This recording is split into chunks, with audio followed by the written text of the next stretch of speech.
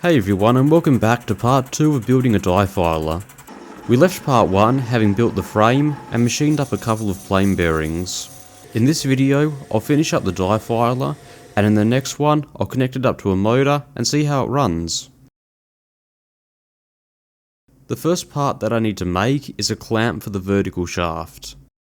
The part will be in contact with a sliding surface, so I'll be making it from some mild steel, which first needs to be cleaned up on the mill.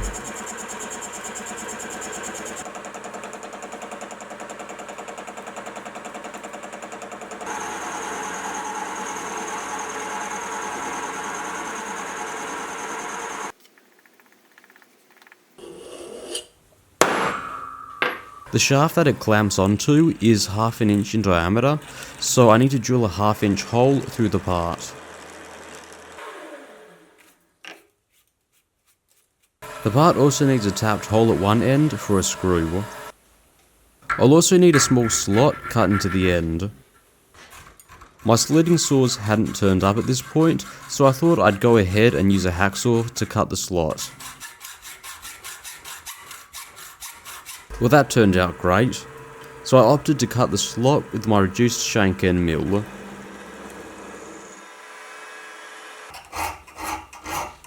And the part needs a little bit of cleanup.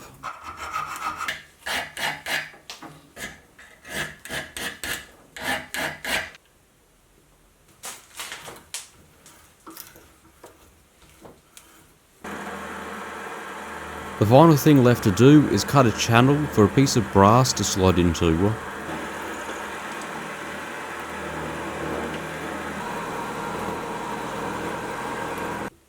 And that's the clamp done. Next, I need to make an eccentric drive wheel.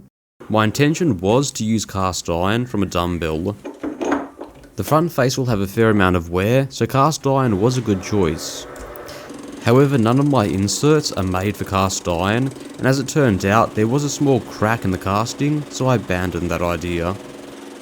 I know it's not perfectly suitable, but as an interim solution, I'm going to be making it from a spare piece of aluminium. I could be wrong, but I'm pretty sure this is a 7000 series aluminium, which offers better wear resistance over the 6000 that I usually use, though in time it will certainly need replacing.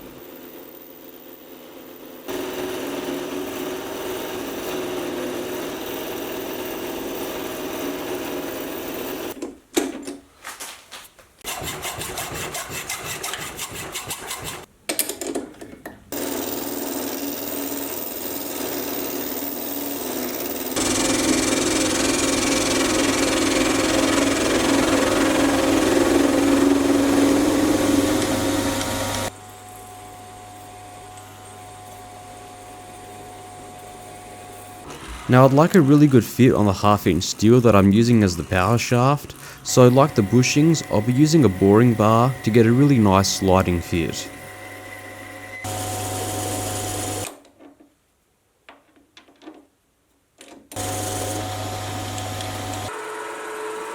I'll drill a hole for a set screw, and then an offset hole for a pin that will drive the die filer. Now the pin will experience a bit of wear.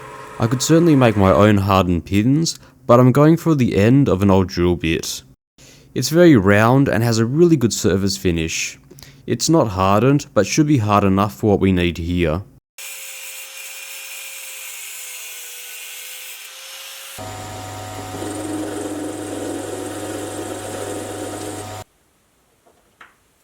The pin was glued in place, and that's the part done for the moment. Next, I'll make a holder for the table. It's made from a piece of mild steel, and the design clamps down on a piece of sheet steel, so it needs an M8 hole drilled and tapped in the top.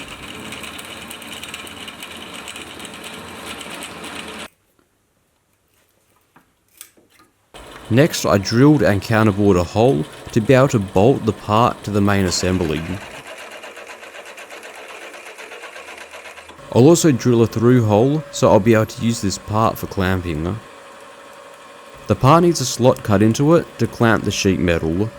The slot's a little bit deep to do it with end mills, so I had to resort to using a slitting saw.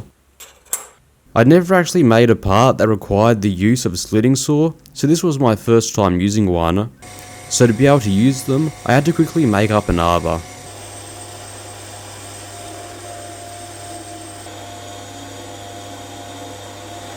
To be 100% honest, these saws make me a little bit uncomfortable. Just the whole spinning metal blade, spinning at 1000 RPM around chest height makes me a little bit uncomfortable. Maybe it's just me though. As it turns out though, buying no-name slitting saws off AliExpress was not a great idea. They look good from a distance, but as it turns out, the holes are slightly elliptical, and they are slightly different sizes. One wouldn't even fit on the arbor. I'll get better ones in the future, but these should do fine for this project.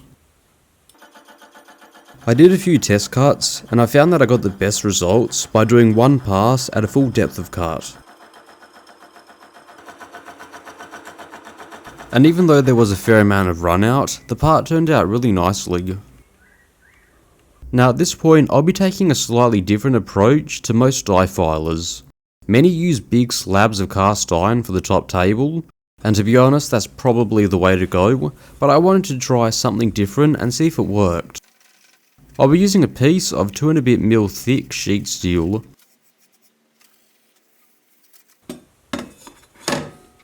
I'll first soak it in a bath of vinegar to remove some of the rust and mill scale. I'm going with sheet steel because I want each piece to have a hole size specific to each size and shape of file that I use. All that I have to do is swap out the table for each file. I could have easily made inserts with a much thicker base, but I just couldn't get a piece of cast iron in the shape and size that I needed to do that.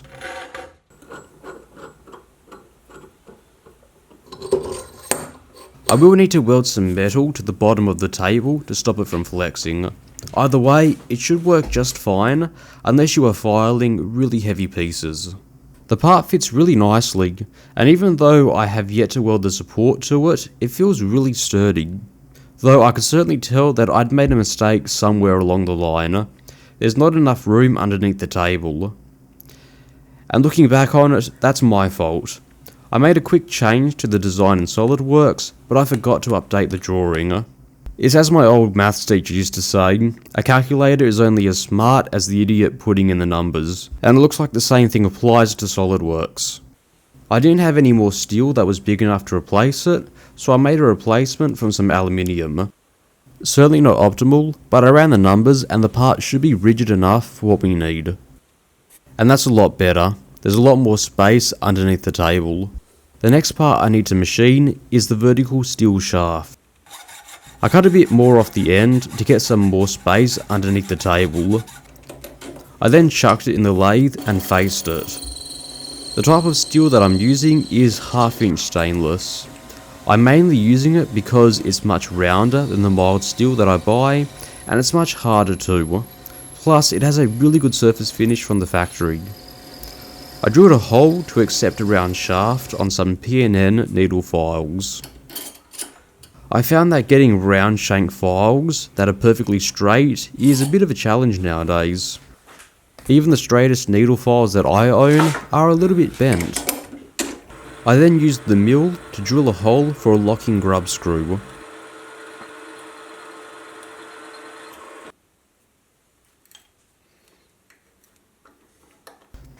The final thing that I need to make is a small felt disc with a hole in the centre.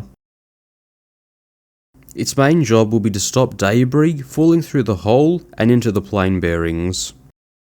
I've also seen felt discs used to lubricate the shaft, but I'm not going to do that just yet. I'll wait and see what the wear is like, and then I'll go from there. So let's assemble the die filer. The aluminium part was attached to the steel shaft. I milled a flat onto it off camera for the grub screw to screw onto it. Next, I glued in the bushings using some CA glue. The CA glue can easily be removed using acetone or heat once the parts wear out. The shaft is then pushed through the bearings and then through the clamp, and the clamp is tightened using a hex screw. Now off camera, I made a piece of brass the same width as the slot, and a hole was drilled in the centre. It slips onto the pin and gets pushed into the slot. Finally, the file gets screwed in. And there we have it. I don't know about you, but that looks a lot more like a die filer than it did at the end of the last video. It still needs the power and bolting down to a surface, so that'll be done in the final part 3. But until then, I really hope you enjoyed this video, hope you learned something, and I'm looking really forward to powering it on and making some parts with it. And with that, thank you very much for watching. See you next time.